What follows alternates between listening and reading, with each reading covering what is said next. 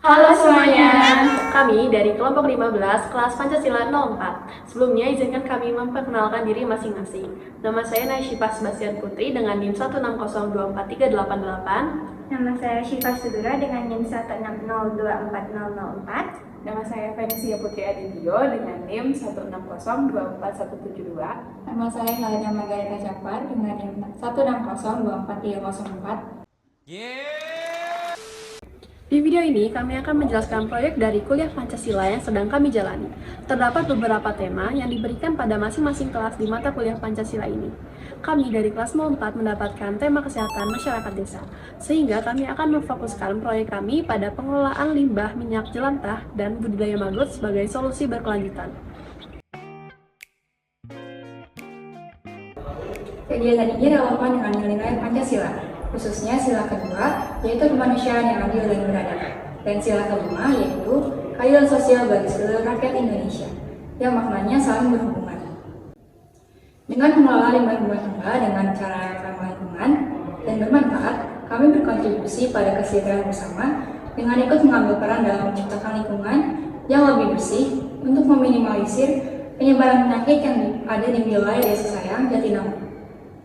Selain itu, perancangan dan pengerjaan proyek yang membutuhkan kerjasama kelompok, kerjasama dengan masyarakat, dan dengan pihak lainnya pun mencerminkan bahwa dalam kegiatan ini kami bisa mengimplementasikan nilai sila-sila ketiga, yaitu persatuan Indonesia. Tahukah kalian bahwa minyak jelantah yang sering kita abaikan proses pembuangannya dapat menyebabkan pencemaran lingkungan yang serius? Banyak sekali masyarakat yang belum memahami betapa bahayanya jika minyak jelantah yang dibuang sembarangan bisa mencemari air tanah, merusak ekosistem, dan meningkatkan resiko penyebaran penyakit. Menurut data yang terbaru, sekitar 20% dari total limbah rumah tangga yang diproduksi itu adalah limbah minyak yang tidak dikelola dengan baik. Langkah pertama yang akan kami lakukan adalah mengumpulkan minyak jelantah sisa dari hasil kegiatan memasak di masyarakat Desa Sayang. Setelah minyak jelantah terkumpul, kami akan mengolahnya menjadi lilin aromaterapi.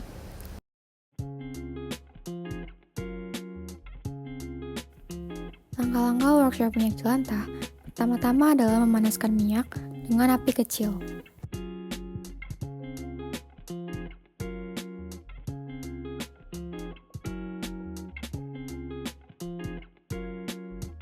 Setelah minyak cukup panas, masukkan stearin atau parafin yang digunakan untuk mengeraskan minyak.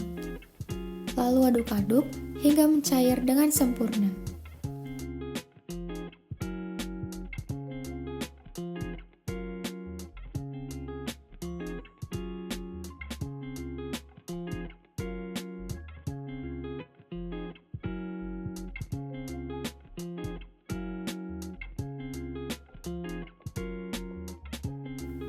Ketika sudah mencair dengan sempurna, matikan api pada kompor.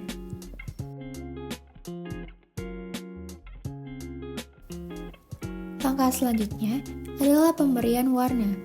Pakailah krayon yang sudah diserut agar dapat menyatu dengan minyak. Jika memakai pewarna makanan, maka tidak dapat menyatu. Setelah itu, tambahkan essential oil untuk memberikan aroma sesuai dengan yang kalian inginkan.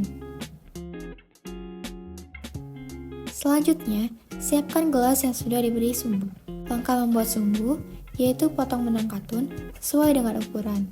Jangan memakai benang polyester, karena dengan itu, api tidak dapat menyala. Kemudian, berilah penyangga dari tusuk sate atau tusuk gigi. Usahakan menuang minyak selagi hangat, karena jika tidak langsung dituangkan, maka akan timbul kerak-kerak seperti pada wadah. Lilin aromaterapi pun sudah jadi.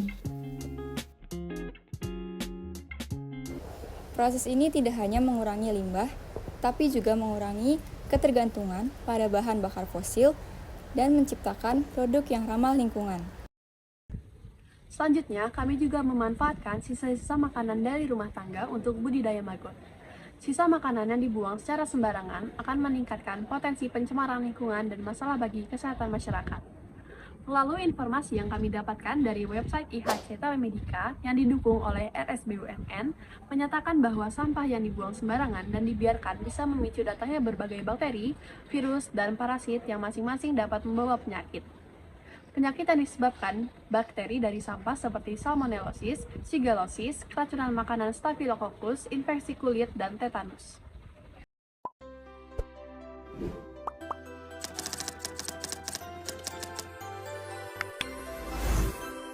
Maggot atau larva lalat black soldier fly mampu menguraikan sampah organik dengan efisien dan cepat. Mereka dapat dikembangkan menjadi pakan ternak yang bernutrisi tinggi sekaligus membantu dalam pengelolaan sampah organik secara alami.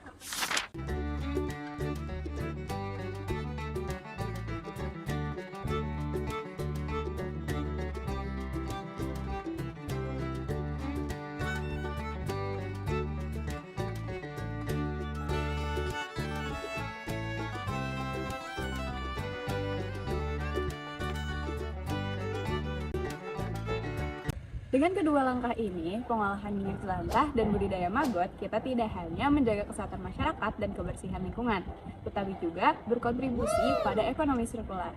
Data menunjukkan bahwa melalui metode ini, limbah rumah tangga yang biasanya berakhir di tempat pembuangan sampah, kini bisa dimanfaatkan secara efektif dan menghasilkan manfaat ekonomis.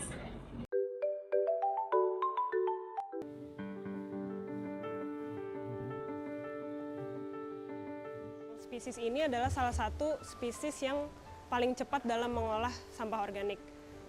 Kemudian di fase lalatnya itu mereka nggak punya mulut, jadi nggak menyebarkan vektor penyakit seperti lalat yang biasanya kita temui di rumah kayak lalat buah, lalat rumah gitu. Kalau kita di rumah kita mungkin jarang ketemu gitu karena mereka lebih suka mencari makanan-makanan yang udah mulai membusuk gitu biasanya.